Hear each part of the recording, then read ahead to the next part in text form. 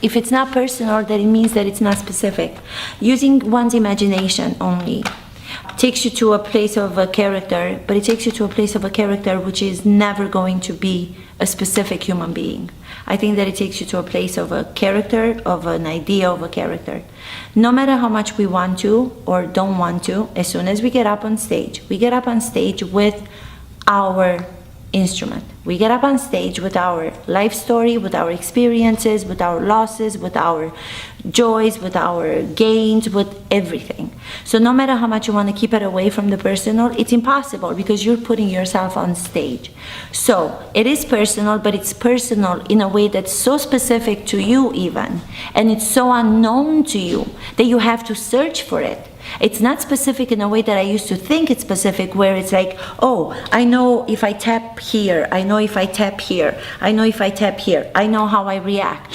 I'm so available emotionally, therefore that means that I'm specific. No, I'm finding out completely the opposite. I'm finding out that if for me, emotional and crying is something that is a habitual, a robotic way of doing things, then I have to pause, observe, and allow the next thing to happen.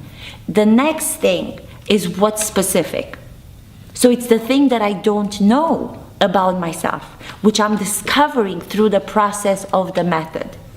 If you do this kind of work as an actor, and if you do this kind of work in everyday life, there's guarantee that you can become the most extraordinary human being, the most kind human being, and the most loving human being.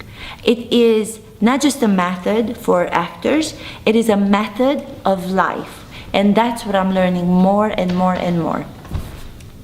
Beginning with relaxation, going to concentration, being specific about the task of the actor when you're on stage, using sense memory work, using affective memory, using the animal exercise. I did it in rehearsal, and I've been working on the animal for the last couple of rehearsals, and it had just brought me to a different level of surprising myself even, as a person, therefore as an actor.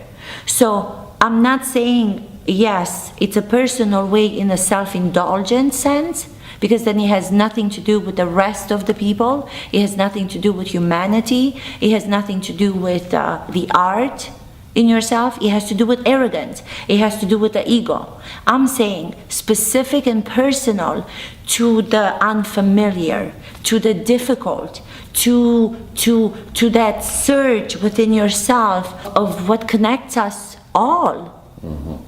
That's what I mean when I say personal and specific. I don't mean a personal in, oh, this is what I do, so therefore, it's personal to me, therefore they have to kind of get it and they have to identify with me. Because that's not what the work is about.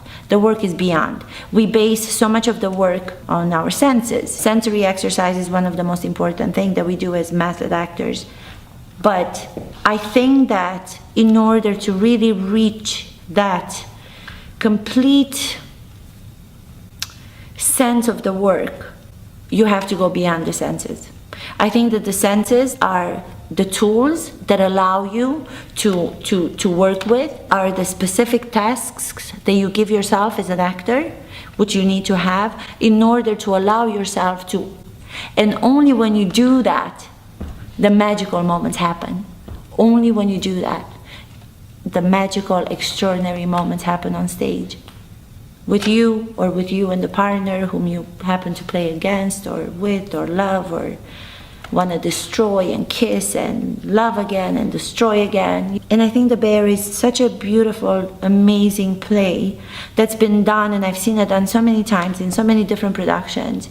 And it's always been very on the surface. It's been very much played in a superficial way, but it never went deep into who these people are. But yet, it's so much about these two human beings who come together as two people who do not want to even talk to each other, and they end up completely falling in love. It's not just I love Smirnov by the end of the play in a way that I've loved my husband. I think the love that happens between the two of them is that unique love that allows for that to happen because you form a relationship with yourself first. You find that light within yourself, which is love, and therefore find it with somebody else. And he, Smirnov, allows Elena, for the first time in her life, to find that within herself. And that's what I'm striving to do in my life. I'm just striving to learn to find that light within myself and try to maintain it as much as I can.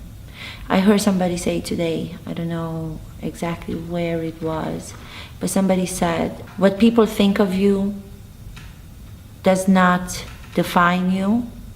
You are amazing because you say you are. And that was such a